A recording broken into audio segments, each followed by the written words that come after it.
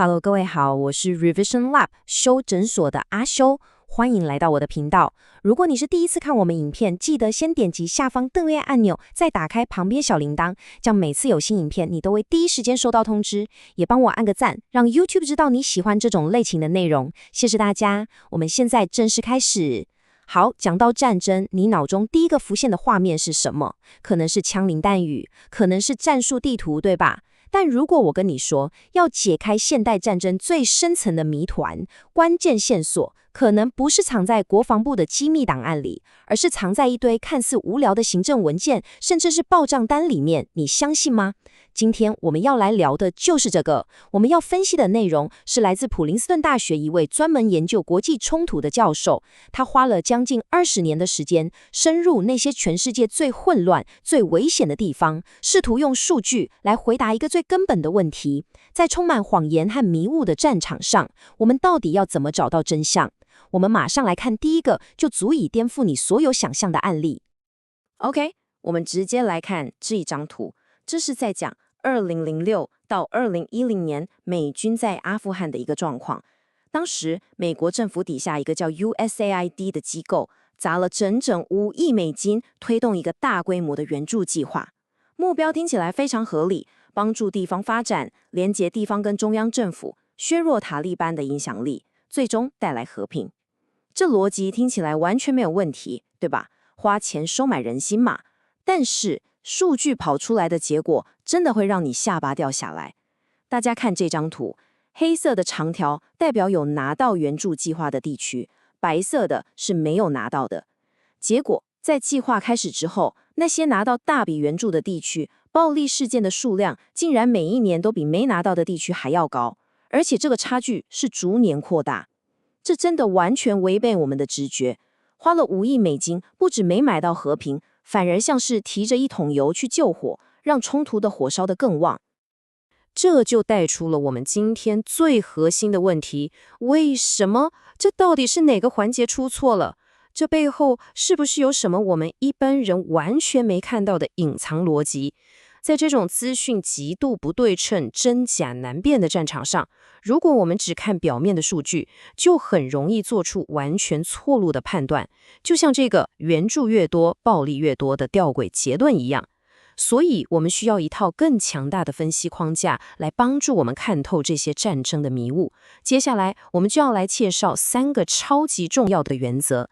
这3个原则不只适用于分析战争，甚至可能彻底改变你看待所有复杂问题的方式。我们继续看下去。第一个原则，也是我认为最关键的一步，叫做重新利用数据，英文叫 repurpose data。这听起来好像有点学术，对不对？但讲白了，你就要把自己当成一个数据界的福尔摩斯。你不是去凭空创造新的证据，而是从那些已经存在，但一开始是为了完全不同目的而被记录下来的资料里，挖掘出惊人的故事。这些数据可能只是为了军事行动，为了行政管理，甚至是为了内部报账而被记录下来的。但只要你有洞察力，这些看似不起眼的资料就能变成破案的关键线索。接下来这一点超级重要，我们来看看像盖达组织这样的恐怖组织。从组织管理的角度来看，他们其实面临一个超大的两难困境。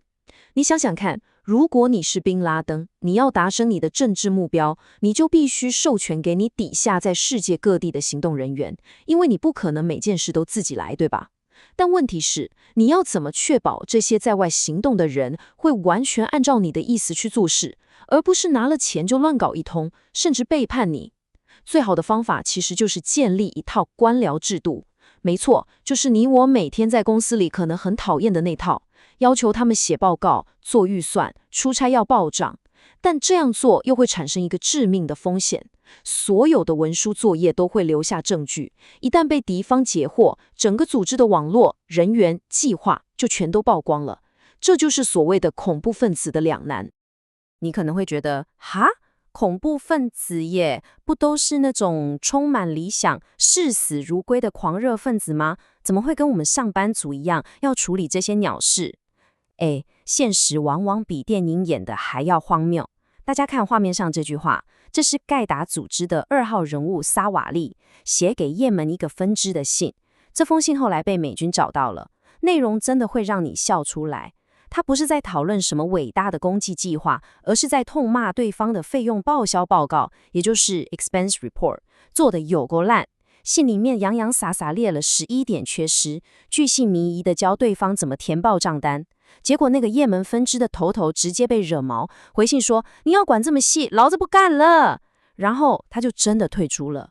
这是不是很像你跟你老板之间会发生的日常对话？而且这还不是个案哦。研究人员把美军在历次反恐行动中缴获的大量恐怖组织内部文件全部数位化，建成一个超大的资料库。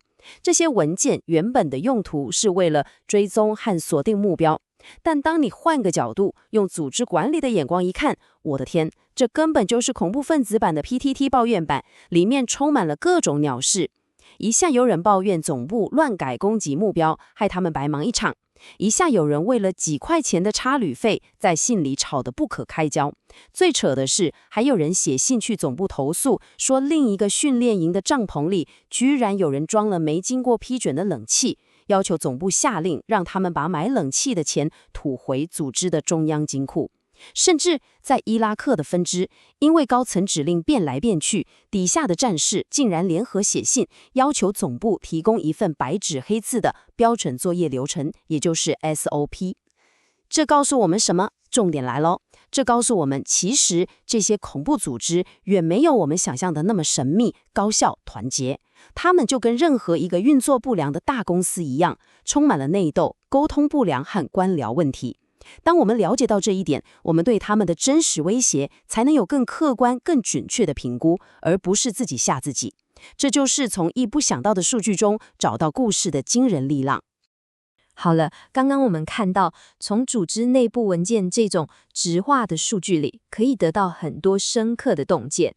但光有这些，拼图还是缺了一大块。所以，第2个原则就是，冰冷的数据必须要有人性的故事来赋予它温度和深度。量化数据必须跟直化的田野调查结合，才能发挥出最大的威力。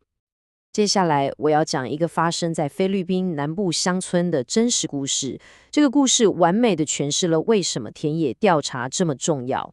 大家可以想象一下，你是一位住在村子里的父亲，某天半夜，你听到屋外的小巷里有沙沙的声音，你心里一沉，你知道这么晚了还在外面鬼鬼祟祟的，8成是叛乱分子，他们正在埋设 IED， 也就是土制炸弹，准备隔天早上要伏击政府军的巡逻队。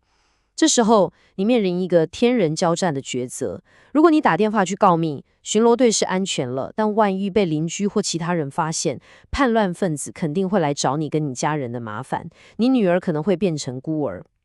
但如果你保持沉默，隔天炸弹爆炸后，双方肯定会爆发激烈枪战，而你家的厨房就在窗边，你太太每天早上都在那里帮孩子们准备早餐，一颗流弹就可能让你的家庭瞬间破碎。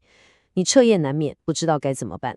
一方面，你对政府其实也没什么好感，他们派来的士兵有时候态度也很差。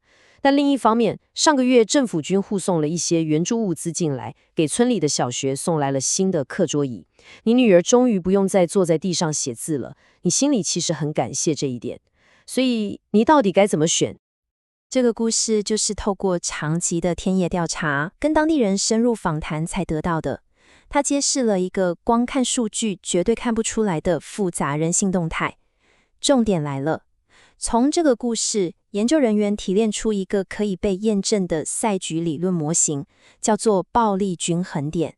它的核心概念是，一个理性的叛乱分子，他们的目标并不是制造最大程度的暴力，相反的，他们会非常精准地去控制暴力程度，制造刚好的风险，让像那位父亲一样的平民处于一种告密与不告密之间无所谓的状态。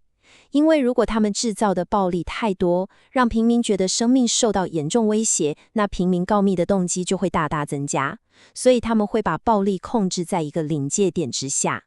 这个从人性故事提炼出来的理论到底对不对呢？这时候我们就可以回到量化数据上来验证了。我们来看伊拉克的数据，这张图表分析了不同类型的援助计划对暴力事件的影响。结果发现，那些小规模跟当地居民生活息息相关的计划，比如我们刚刚故事里提到的送课桌椅、修缮水井这类，真的能够显著减少暴力事件。为什么？因为这些援助直接改善了那位父亲的生活，增加了他与政府合作的诱因，打破了那个无所谓的均衡点。但是那些大型的基础建设计划，像是盖发电厂、铺马路，虽然花的钱可能大上100倍，却对减少暴力几乎没有任何帮助，有时候甚至会因为利益分配不均的问题，引发更多的冲突。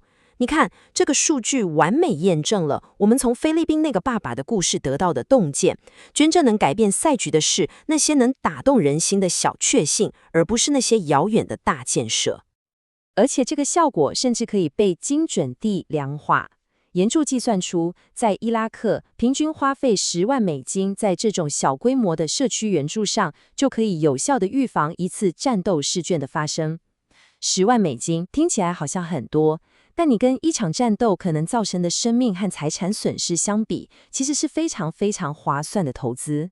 你看，这就是把人性的故事和田野调查跟大规模的数据分析结合起来的威力。它让我们不只知道什么有用，更让我们深刻理解了为什么有用。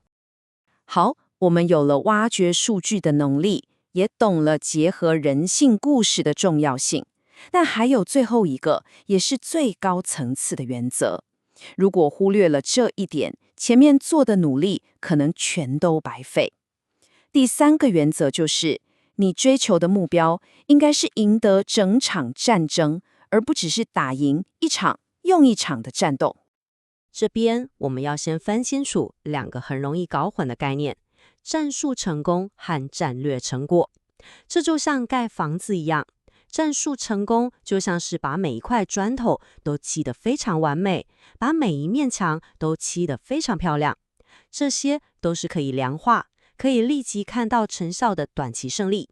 但战略成果是最终盖出一栋能够住人、结构稳固的房子。如果你手上没有一张完整的建筑设计蓝图，就算你拥有全世界最完美的砖头和墙壁，你最后也只会得到一堆漂亮的废墟。在战争中，这个设计蓝图就是一个清晰的政治理论。如果你没有它，你很可能赢了每一场战斗，但最终却输掉了整场战争。最血淋淋也最让人痛心的例子，就是打了20年的阿富汗战争。我们回顾一下，2001年，美军和联军迅速推翻了塔利班政权，这是一次巨大的战术成功。接下来的很多年里，联军在各个地区也取得了无数次的战术胜利，清剿了很多武装分子，也推动了很多地方援助计划。但到了2010年，我们看到的却是冲突全面升级。然后到了2021年，喀布尔陷落，一切仿佛又回到了原点。问题出在哪儿？就是因为始终缺乏一个清晰的顶层政治理论，也就是我们刚刚说的那个建筑蓝图，来回到这个最根本的问题。我们要如何将这些在一个个村庄取得的成功，转化为一个稳定、能自我维持的阿富汗国家？因为没有答案，所有的战术成功都变成了片段的、无法累积的努力，最终导致了战略上的彻底失败。那我们来看一个成功的对照案例：哥伦比亚。他们的内政打了几十年，但最终却成功地走出一条和平之路。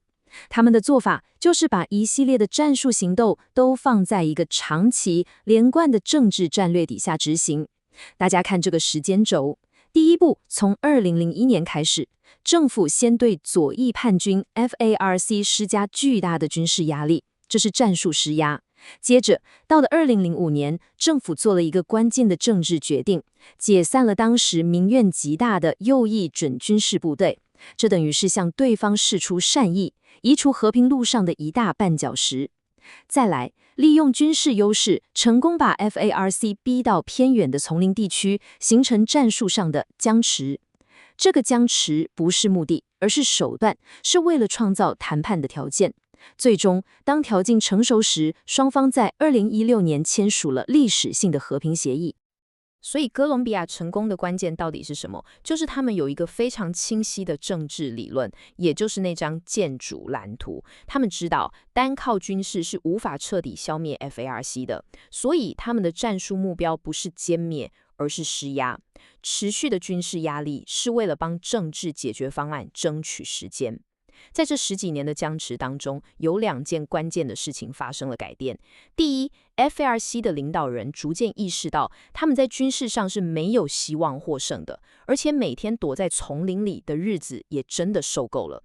第二，哥伦比亚的民众随着时间的推移，对于 FARC 过去犯下的罪行的愤怒也慢慢淡化，变得更能接受一个妥协的、给予 FARC 一定政治地位的和平方案。这就是一个成功的战略，用战术手段去创造一个有利于达成最终政治目标的环境。最后总结今天的3大重点，这其实就是一个能帮助我们在任何复杂议题中保持清晰思路的工具箱。第一，重新利用数据，永远要对那些看似无关、为了其他目的而收集的资料保持好奇心，那里可能藏着最关键的线索。第二，结合数据与前野调查，永远要记得数据的背后是活生生的人，只有理解了人性的动机和困境，你的数据分析才会有灵魂。第三，将战术与战略连结，永远要问自己，我们现在做的这些短期努力，到底如何服务于我们最终的长期目标？我们有没有一个清晰的蓝图来串联这一切？总结一下今天的重点，我们透过分析战中冲突的案例，学到了3个分析复杂问题的黄金原则。第一，从意想不到的地方挖掘数据的故事。第二，让冰冷的数据与温暖的人性故事相结合。第三，永远要有一个清晰的战略来指导你的所有战术行动。这套思维工具其实不只适用于战争，也可以应用在商业竞争、公共政策，甚至是我们个人的生涯规划上。最后，我想问问大家，你觉得用今天学到的这3个原则，我们应该怎么去分析像是中美贸易战，或是一间公司的数位转型这类复杂的问题呢？欢迎在底下留言分享你的看法。今天的内容就到这边，如果你觉得这集有帮助，记得马上点赞、加订阅、加开启小铃铛。我们正在冲订阅，需要你的支持。我是阿修，我们下次见，拜拜。